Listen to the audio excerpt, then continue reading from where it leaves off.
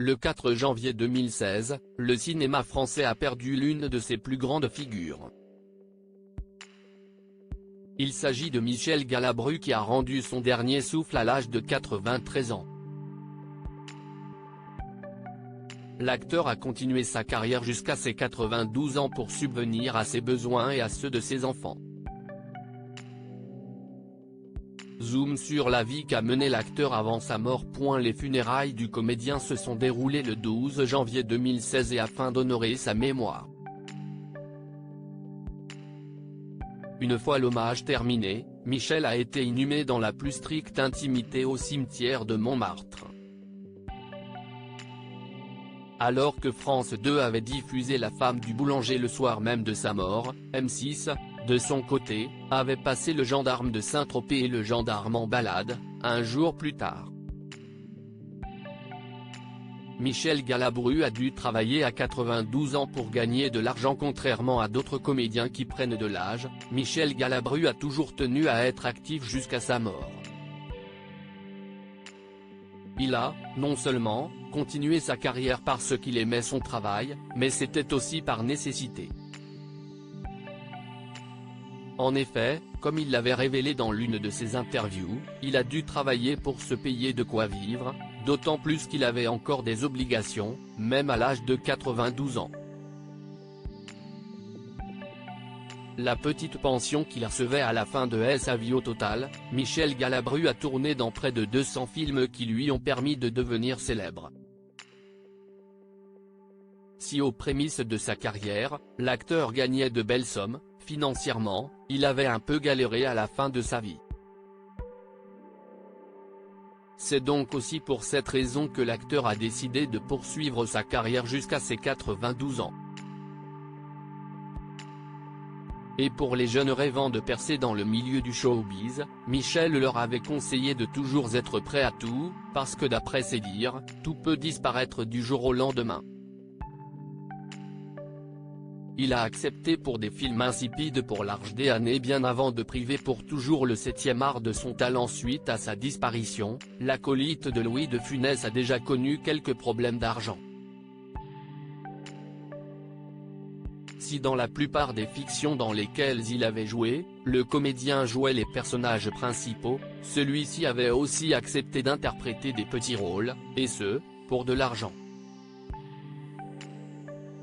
Le comédien a aussi ajouté qu'il avait conscience de ses nanars et des inepties qu'il avait tournées, mais à cause de ses difficultés, il l'a quand même fait. D'autant plus que, selon ses dires, ces petits rôles lui ont permis de durer, de subsister et d'avoir l'espoir d'obtenir des contrats plus importants, qui, selon lui, sont rarement venus. Il voulait se suicider à 93 ans. Si on avait toujours considéré Michel Galabru comme étant un homme plein de vie, celui-ci avait sombré au cours de ses dernières années sur Terre. Dans les colonnes de Libération, quelque temps avant sa mort, l'acteur avait révélé qu'il n'avait plus goût à la vie, en tout cas, pas comme quand il était encore jeune. 40 ans d'amour, et sa femme est morte. Et mis à part sa vie professionnelle, le comédien était heureux en ménage. Le heureux élu de son cœur se prénomme Claude et elle est restée aux côtés de l'acteur jusqu'au jour où elle a rendu son dernier souffle. Chagriné par la perte de son amour pendant près de 40 ans, Galabru avait décidé à cette époque de se concentrer sur sa carrière pour ne pas trop penser à la femme qu'il avait tant aimée. Et sa fille a rencontré des difficultés de son vivant. Michel Galabru avait également pu goûter à la paternité. Elle avait, en effet, eu 3 enfants dont Jean et Philippe qui sont nés de son ancienne relation avec Anne Jacot, ainsi qu'Emmanuel, le fruit de son amour avec sa dernière épouse. Comme la plupart des enfants de célébrités, la cadette de l'acteur avait, elle aussi, souffert de la notoriété de son papa. Dans une interview, elle avait même dit qu'elle s'est cachée de ses camarades de classe pour cette raison. Emmanuel Galabru a aussi avoué qu'en tant que fille de, elle avait dû faire face à une forme de racisme. Selon elle, soit les gens l'adorent sans même lui adresser la parole, soit on la déteste. La fille de Michel a aussi ajouté que la célébrité de son père lui avait brisé le cœur une fois. Un jour, d'après elle, elle est sortie avec un garçon qui voulait venir chez elle.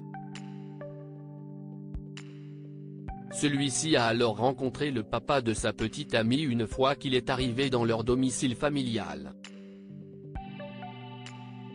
Tout s'est très bien passé jusqu'au lendemain où le garçon a fait comme si Emmanuel n'existait plus. Une histoire qui a beaucoup marqué la cadette de Michel Galabru.